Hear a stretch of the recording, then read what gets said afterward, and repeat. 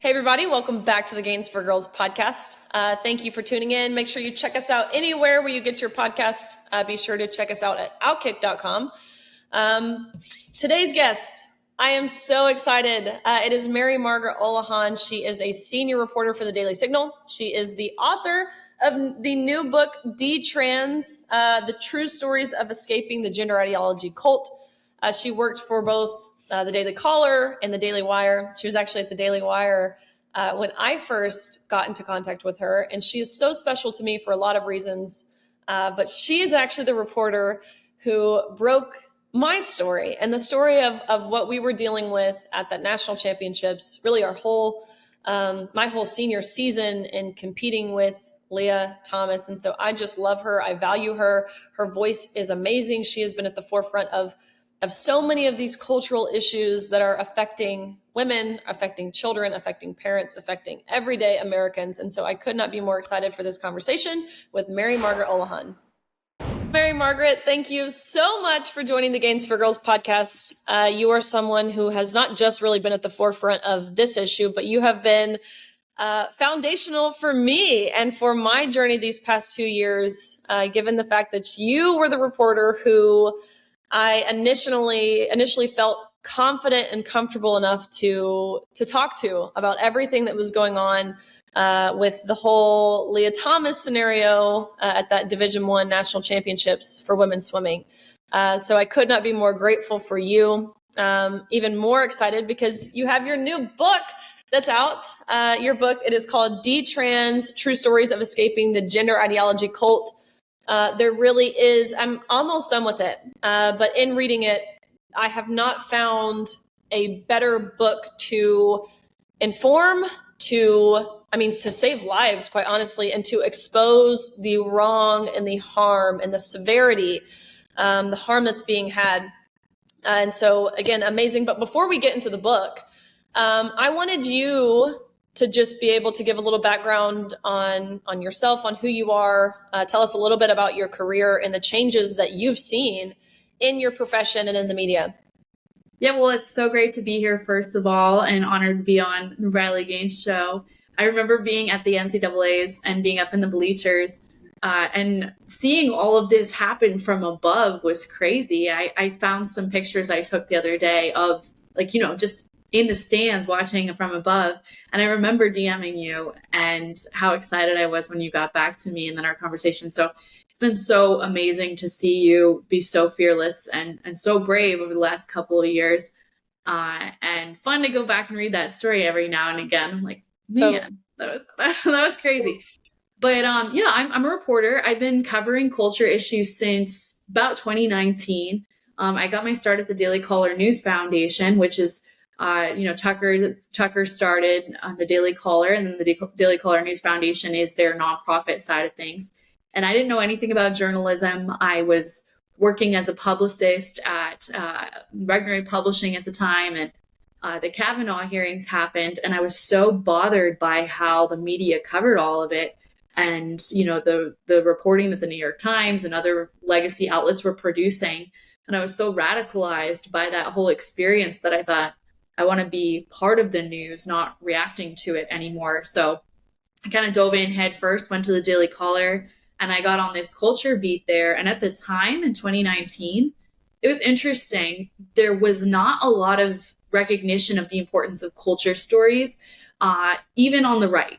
The left has always been really good at understanding how to talk about gender and life and abortion, all of these issues. They've been really good at talking about them, messaging, phrasing, euphemisms, all that.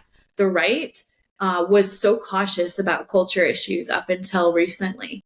Honestly, I think that the catalyst was when Glenn Youngkin won the election in Virginia. And that was largely due to his recognition that parents should have the last say in kids' education and the Loudoun County rape scandal. But before that, as a culture reporter, I can tell you, Riley, I would be reaching out to these lawmakers. I'd be reaching out to a lot of high profile people, trying to get them to weigh in on some of these stories that I was like, this is a big deal.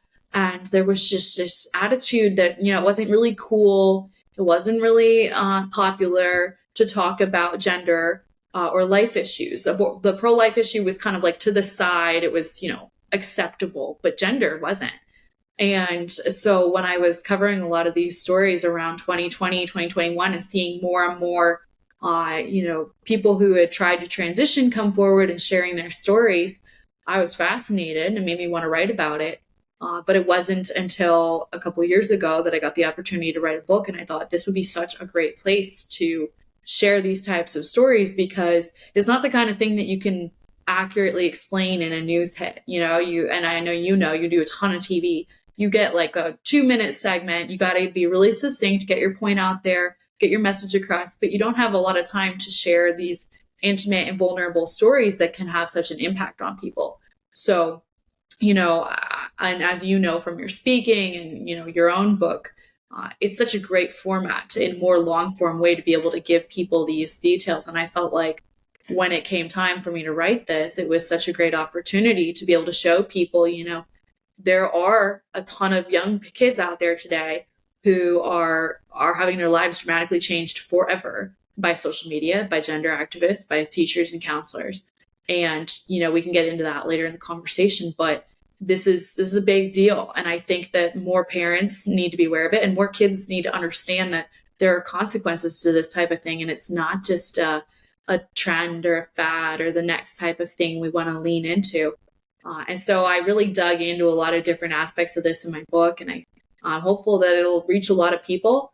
I think these culture issues are the most important thing we can be talking about today, specifically the protection of women's spaces, the protection of women, the protection of our kids' innocence. It's not really acknowledged anymore, but our kids' innocence is under attack more and more every single day, whether we're talking about the unborn, whether we're talking about kids in school, whether we're talking about teenagers who are trying to figure out who they are and why they're here on this earth. All of this is under attack.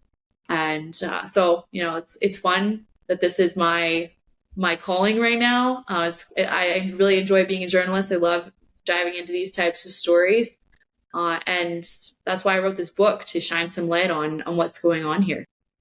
Well, I love that you have the job that you do too, because really there is no one more qualified or who does a better job than you do. And I agree in saying that this is the issue of the gender ideology movement. And I would say for a couple reasons, one of which because, you mentioned the parental rights, you mentioned the safeguarding of children, of course, the women's rights. But I mean, what we're seeing from people in the White House, nonetheless, the people who are leading this country from the very tippy top and, of course, trickling all the way down, is that they are denying objective truth. And how in the world do you want me to believe anything that comes out of your mouth if you cannot unapologetically acknowledge that men and women are different? So from that sheer stance alone, I would say that this is the issue.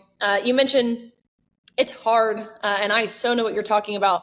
In those news hits, you have 2 minutes to be able to kind of dive into all of the horrific, you mentioned the word intimate, vulnerable, heartbreaking pieces of the pie here, everything that's contributing to this movement, and again, the harm that's being done.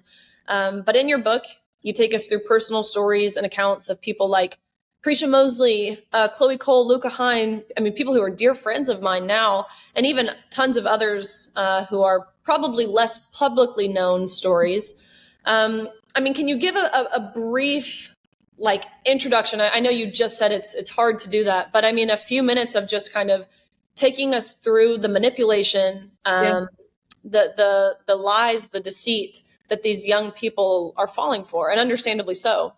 Yeah, so I think I should start by saying we have a cultural identity crisis right now where so many people in our world today don't understand what their purpose is.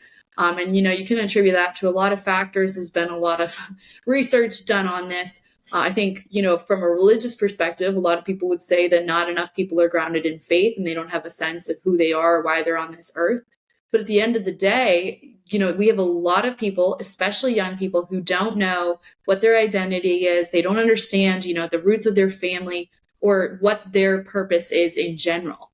And this is something that's been going on for years. I think, there's even an argument to be made that back when we saw problems with ISIS recruiting in our country, there were a lot of young men that were interested in joining ISIS because it gave them this sense of purpose and something to do, which is, really twisted and sad. But at the same time, you sort of understand when we have a nation of young people that don't really understand what their identity or purpose or meaning is, how they could be swayed towards something evil. And in the same way, we're seeing a lot of young people who are being told, oh, you're not happy in your body. You don't feel like you fit in. You don't have a lot of friends. You don't like having a feminine body, or you were assaulted and you don't like your breasts. All of this is because you're in the wrong body and you should get out of it. And of course, to someone who, someone like us, we understand that this is crazy and that's obviously not true. But when a young person is being told this, the young person who typically is lonely, they're probably on the autism spectrum. They don't have a lot of friends. They don't fit in. They wish that they were something else that they're not. Maybe they have struggles in their family life. Not all, but multiple of the detransitioners that I talked to for this book had, an alcoholic parent, or a parent who was going through a divorce, or, some kind of trouble at home. There often is a sexual assault in their background, tragically. And so there's a lot of different factors in their background that make them, looking for some comfort, sense of identity, sense of belonging. And so in this day and age, a lot of young people seek that on the internet. And for Chloe, for Luca, Helena, Prisha, Abel, there were so many gender activists who were online who were so ready to take them in, to affirm them, to love bomb them, to say, the reason you don't fit in is because you're in the wrong body. You're not crazy. And these activists really harness this idea that a lot of these detransitioners have landed on, that their puberty is somehow unique. Everyone goes through puberty, obviously, we all do. But not everyone understands that everyone goes through puberty. So it can feel like a very isolating and scary experience. And so for someone like Chloe, for example, Chloe, who is, like you were saying, probably the most outspoken detransitioner on this issue, we had a fascinating conversation one day about the impacts that social media had on her and how it kind of primed her for this gender content. She was telling me that at the age of 12 or 13, she's going on social media and she's bombarded with all of these images of women. And I think we both know, Riley, that when you're a younger girl, when you're looking at other women, you're not just like looking at other women. You're thinking, is that who I'm supposed to be? Like, am I going to be her? And so for Chloe, she's seeing all these images of women. They're so, perfectly sculpted. They get so much male affirmation. And she's thinking, I don't look anything like that. I don't know how to compete with that. I don't know how to be that. So she's got that going on. And at the same time, she and many others told me that at a very young age, they were exposed to pornography. And so in pornography, we know that a lot of women are really humiliated and degraded. And so she's seeing this content and thinking, I don't want anything to do with that. That looks really scary. And keep in mind, a lot of the girls we're talking about have been sexually assaulted. So that, in combination with the humiliating and degrading way women are treated in pornography, is very scary and kind of escalates that issue for them. So this little cocktail of younger girls seeing this, unattainable standards in women, that which we already know are well documented by Instagram and Facebook. They know that they're perpetrating these scary, unattainable images for girls. But at the same time, they're seeing this really awful content in pornography.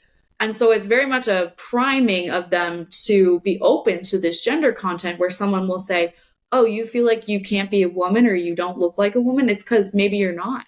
And then when they already feel like they're not fitting in and are looking for a sense of purpose, it's just too easy for this activist to say, okay, maybe you should get started on this path. And that's really how a bunch of the girls that I talked to said that they went down this slippery slope.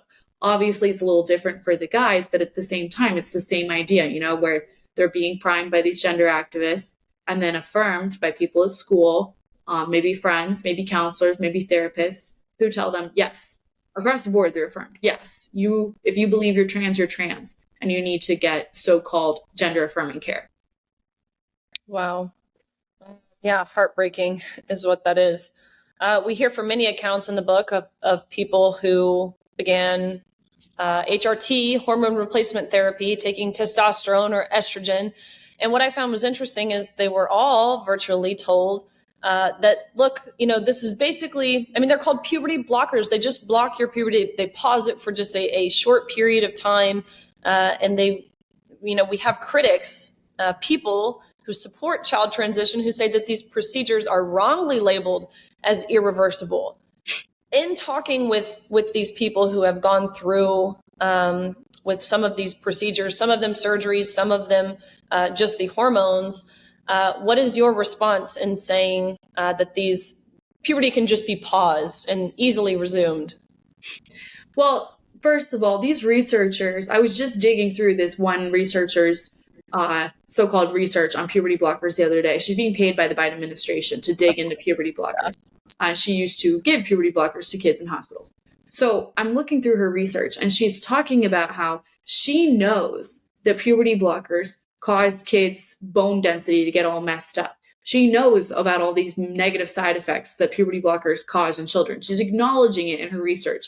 But she says, but because we think kids will commit suicide if they don't get puberty blockers, we're going to give them to them anyways. The risks outweigh the dangers, which is just, this is like very emblematic of this whole discussion, right?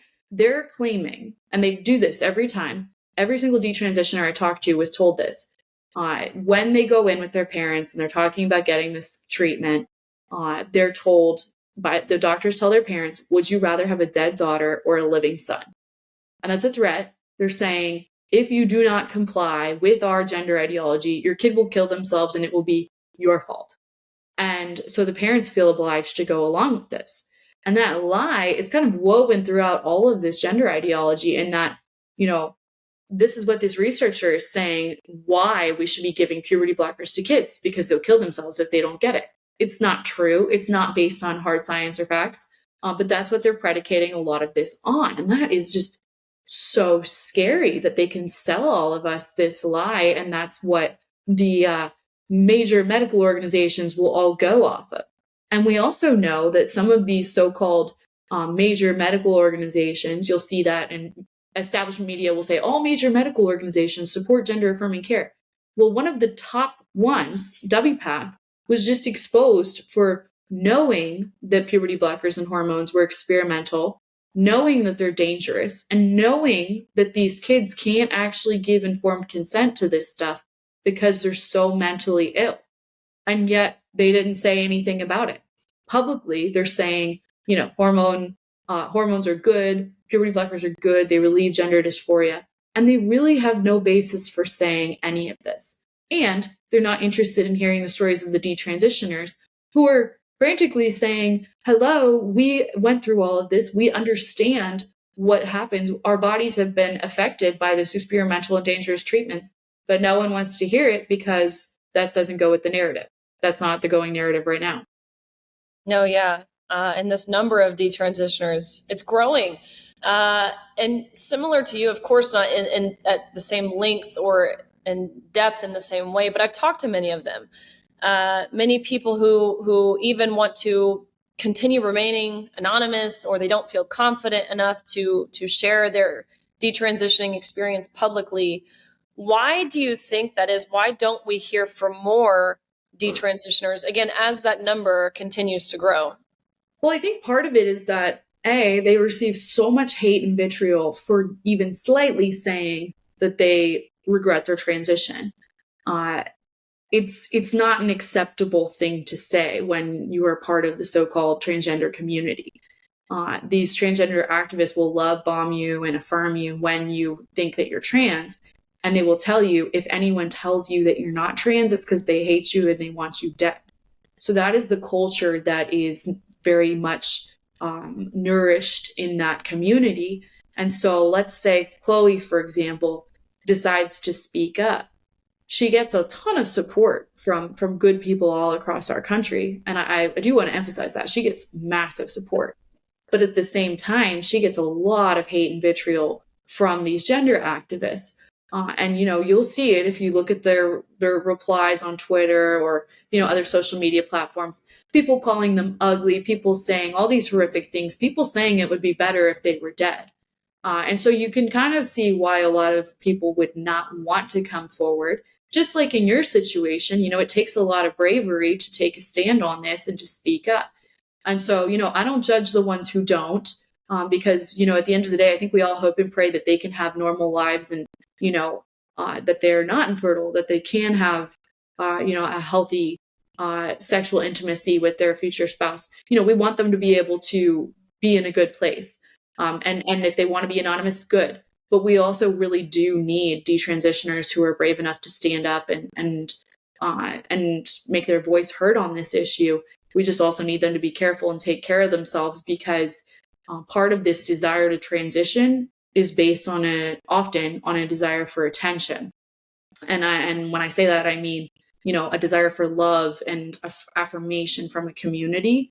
And so when you're doing that trying to transition and you're getting all that attention from the transgender community, you do have to remember that that's in your past. And so when you speak up on this issue, at a certain point, you're going to need to take a step back and take care of yourself, which is what Helena Kirshner, one of the girls in my book, had to do, because it's not good for these people who have been through so much trauma to always be in the limelight, always be getting this attention. Everyone needs to have their own home base and their own, their own ability to have a flourishing private life. And that's what we want for all of them. But so grateful that they are willing to take this time now and to speak up and be heard. No, I 100% agree. I think where people are quick to say, well, why aren't the girls standing up? Or at least in the sports world, they say, why isn't every girl backing down or not going when the gun goes? And in an ideal world, I mean, that would be amazing to see. But again, that's just not the reality of it. These are people who don't understand the threats or the risk that these girls are being told they will face. Again, it's not always what they actually would face if they were to take a stand, but it's what they're being told. And so it's what they believe, and I don't fault them either. But you mentioned, you mentioned fertility, which made me think of Prisha, who has now just delivered a beautiful baby boy, which is certainly, I mean, just something that leaves my heart overjoyed. Again, it was never a guarantee for her that she was fertile or that she could engage in intercourse in that way or what have you, but she now has a beautiful baby boy. We have seen multiple lawsuits now from people in the book. I think you would probably know better than me. I think there's about 13 different lawsuits from detransitioners right now, which is huge. I believe that's a big way in fighting and pushing back and saying, no, enough is enough. Absolutely. So what do you think? I mean, do you believe that the tide is turning? Do you feel hopeful? I do. I really do. In fact, first of all of this legislation all over the country, I think it's a SAFE Act that lawmakers all over the country have been pushing, that basically bans transgender surgeries, hormones, and puberty blockers for minors. I could talk all day about how the media frames that. It's one of the hills that I will die on. I am happy to go down the rabbit hole of every AP reporter who is using this language. It just drives me insane. But this legislation is huge, it's so important. And I think it's really helpful in helping, communities to understand that we are up against this. It's one of those things that sounds so nuts that until it happens to your kid, I think a lot of people don't believe it's really going on. So getting this legislation passed, I think, is really helpful in not only protecting our kids, but in helping everybody understand what's going on and to spread awareness about the fact that this is happening. But also, the lawsuits are huge. I can write a story for Daily Signal and call out a doctor, and it might make them kind of uncomfortable. But a lawsuit is a completely different thing. A lawsuit is much scarier. There's money involved. There's reputation involved. It's a whole other ballgame, and those are really powerful. So I'm excited to see how those go, where they go. And then finally, I think that one of the main reasons I feel the tide is turning on gender ideology in general is that Chloe and Prisha and Luca and Helena and Abel, all of their voices are being heard. They're getting out there. Their stories are getting out there. They're brave enough to put themselves on the line. And because of people like them, people are learning more and more and more about these stories. And they have been so loud. And I would actually argue that conservative media has been so good at amplifying their voices that even the New York Times and the Washington Post were forced to do one big detransitioner story each. And of course, they include a lot of phony statistics and claims in these stories, such as the lie that less than 1% of transgender people regret their transition. It's a very carefully crafted statistic because the people who currently identify as transgender, of course, they don't regret their transition, but that's what, these legacy outlets tout as their refutation of detransitioners. But just the fact that New York Times and Washington Post did these massive stories on detransitioners and mentioned Chloe and showed pictures of Chloe and Prisha is a sign that the tide is turning. I can tell you as a reporter, every time the New York Times or Washington Post will finally make a move to recognize something like this, that's a really good cultural indicator that it's going down. And so that gave me a lot of hope when I saw that. And just the absolute just joy that people meet Chloe with. When I've been at a couple speaking engagements with her and seen her in action, and just, it's so encouraging to me. Americans do not support this type of thing for kids. Polling shows it, testimony shows it, my Man on the Street interview show it. No one wants this to be happening to kids.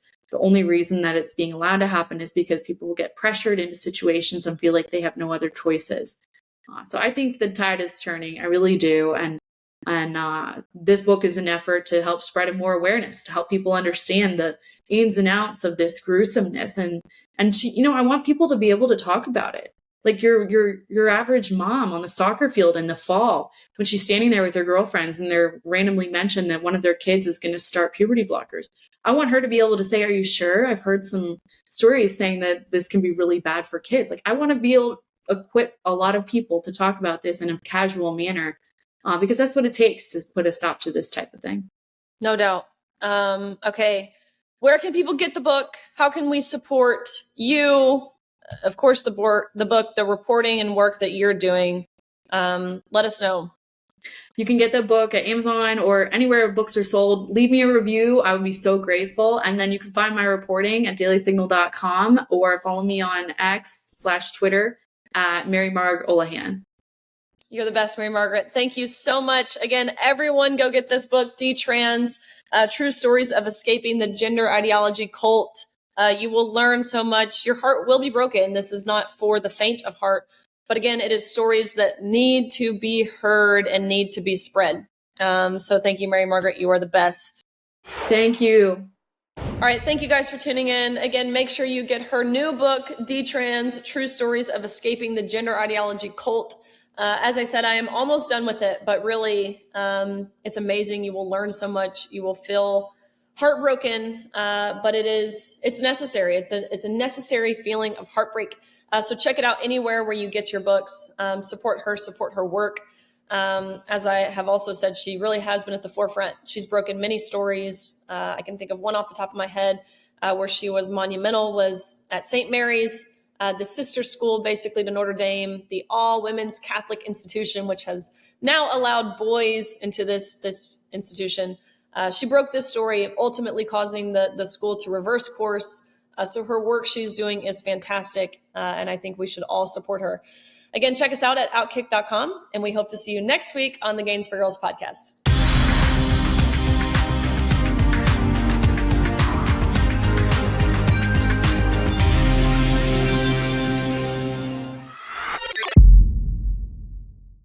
Hey everybody, thank you so much for watching. The fight to save women's sports and restore common sense is far from over, and I continue the conversation every week. So make sure to catch more content over here and subscribe to OutKick so you don't miss a thing.